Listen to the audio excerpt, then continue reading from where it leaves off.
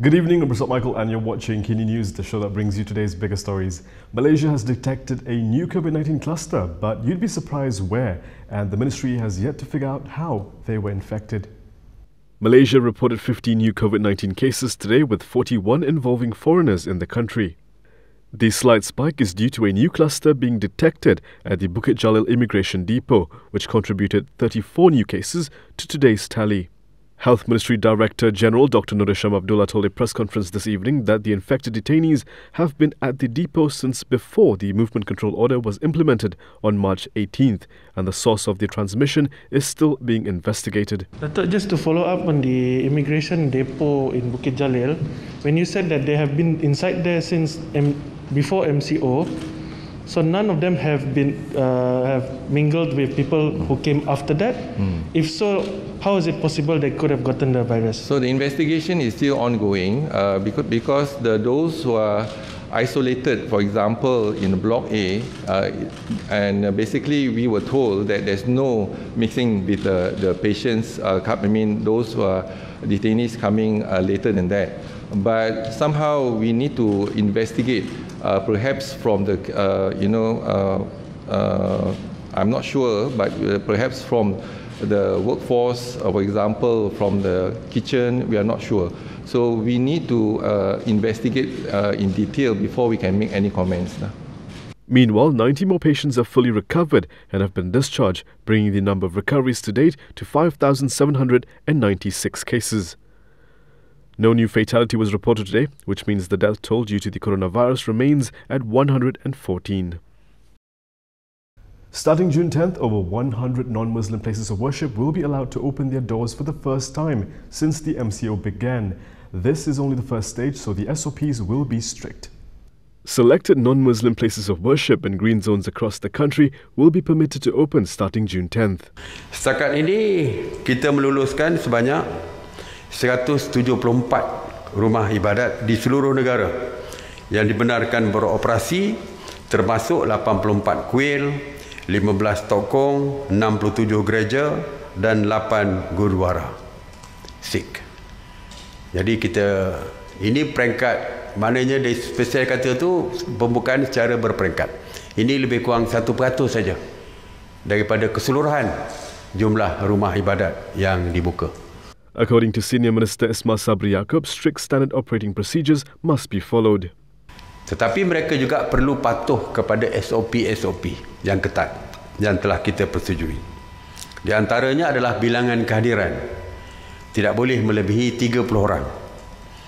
He added that only Malaysian citizens will be allowed to visit the approved places of worship. People above the age of 70 and children below the age of 12 will not be allowed to attend. All attendees will have their body temperatures recorded and will be required to wear face masks. And these places of worship will not be open every day, as Ismail Sabri explained. Dan kebenaran ini hanya berdasarkan hari-hari yang penting. Hari-hari yang utama bagi agama masing-masing. Sebagai contoh, agama Kristian, hari Ahad, mereka ke gereja hari Ahad, maka hari Ahad saja yang dibenarkan. Ada gereja, agama Hindu mungkin ada hari tertentu. Agama Buddha mungkin ada hari tertentu, satu hari dalam seminggu yang mereka perlu pergi. Jadi kita hanya benarkan 1 atau 2 hari saja di dalam seminggu. The minister said the decision was made after consultation with National Unity Minister Alimah Muhammad Sadiq, who had met with representatives of various religions. During his press conference in Putrajaya today, Ismail Sabri also revealed that police will begin issuing on-the-spot compounds for those trying to cross state borders to balik kampung. Sampai hari ini, bila setiap hari saya menyebut tentang Sekatan Jalan Raya, beribu-ribu kereta nak balik kampung, apa yang dilakukan oleh polis adalah arahkan supaya putar balik, berpatah balik. Mulai hari ini, kita telah pun bersetuju supaya mereka bukan saja diarahkan berpatah balik, tetapi di compound, di tempat Sekatan Jalan Raya tersebut. Jadi kita benar-benar mahu supaya rakyat sedar, kerajaan benar-benar serius untuk tidak membenarkan kes rentas negeri ini berlaku. Meanwhile, if you're still hoping your local barbershop may soon be able to operate legally again, the minister said you may want to cut your own hair. Saya dimaklumkan bahawa Persatuan Gunting Rambut telah pun menghantar SOP mereka kepada MKN dan juga Kementerian Kesihatan.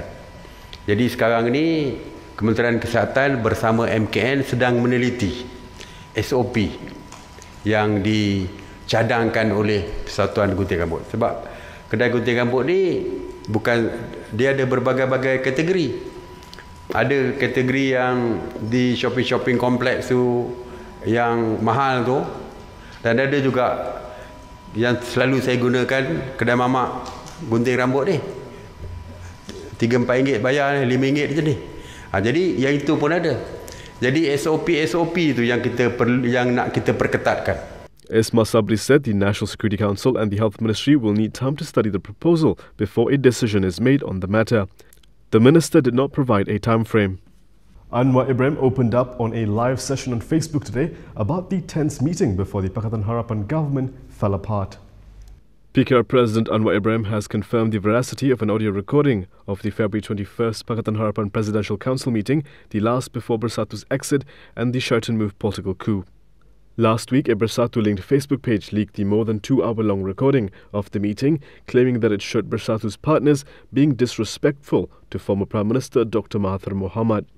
In a Facebook Live session today, Anwar recalled how Harapan leaders had argued during the meeting over whether Mahathir should set a date to hand over the Prime Ministership to him. He also recalled how some who wanted to delay the transition had claimed to want to defend Mahathir during the meeting. He said they were actually just looking for an excuse to say they did not agree and leave. Kalau saya buat kenyataan tegas, dia akan menimbulkan pergaduhan dan menyebabkan perpecahan. Saya nak elak daripada alasan kepada golongan pengkhianat untuk gunakan ini sebagai alasan nak keluar. Tetapi namanya pengkhianat. Kita buatlah cara yang baik macam mana pun nak selesai, dia khianat juga. Following that night's meeting, Mahathir said Harapan had decided to allow him to set a transition date which he thought best. However, 2 days later, Azmin Ali and Bersatu President Muhyiddin Yassin initiated the Sheraton move. Hazmin, who is Gombak MP, defected with 10 other PKR MPs, while Muhyiddin withdrew Bersatu from Harapan. Together with UMNO, PAS, GPS, PBS and STAR, they formed the new Perikatan National Government. Dr. Mahathir Mohamad is not giving up on his pursuit of toppling Prime Minister Muhyiddin Yassin's government. Dr. Mahathir Mohamad said that Prime Minister Muhyiddin Yassin will be in great trouble as he has a slim majority in Parliament. He said that the opposition would take whatever chance they had to prove that it is not legitimate for him to be the Prime Minister. In an interview with Reuters conducted on Zoom, Mahathir said that he reckoned Perikatan Nasional only held a 2-seat majority in Parliament, which is the narrowest majority any government in Malaysia ever had. He said opposition parties would reject bills that Muhyiddin's administration brings to Parliament if a confidence vote is not allowed to be tabled. He then questioned how Muhyiddin would continue to run the government if everything that was brought to Parliament was rejected. Mahathir added he would continue working with opposition leader Anwar Ibrahim, despite past differences, to topple the government that replaced them. The former Prime Minister said it was wrong for the backdoor agreement to be done. He said the opposition's aim was to give the people the rightful government that they chose. Bersatu MPs who sat with the opposition on Monday should automatically lose their party membership. This is the argument made by Wan Saiful. Bersatu Supreme Council member Wan Saiful Wanjan has a message for party MPs who sat in the opposition bench during the Dewan Rakyat sitting on Monday. In a statement today, he said what they did not only warrants disciplinary action, but an automatic loss of party membership. Wan Saiful said this is in line with the party's constitution. He then asked the party to urgently review all of their membership statuses without fear or favour. In the first Dewan Rakyat session for this year, former Prime Minister Dr. Mahathir Mohamad, whose status as Bersatu chairperson is being disputed by the majority of the party's leadership, appeared on the Pakatan Harapan-led opposition bench, along with 4 other Bersatu MPs aligned to him. Bersatu is now split with a majority of its MPs and Supreme Council members aligned to party president and Prime Minister Muhyiddin Yassin. Commenting further, Wan Saiful said Bersatu should not tolerate the existence of an elite caste who can openly reject party discipline as it could manifest into cancer that destroys the party. 2 days after the Dewan Rakyat sitting, the Registrar of Societies affirmed Muhyiddin's status as Bersatu's acting chairperson based on its assessment of documents provided to show that Mahathir had tendered his resignation to Muhyiddin on February 24th. Mahathir, in a response, disputed the decision through a letter sent on his behalf by lawyer Muhammad Hanif Khatri Abdullah. Coming up next, India and Bangladesh have been struck by a deadly cyclone.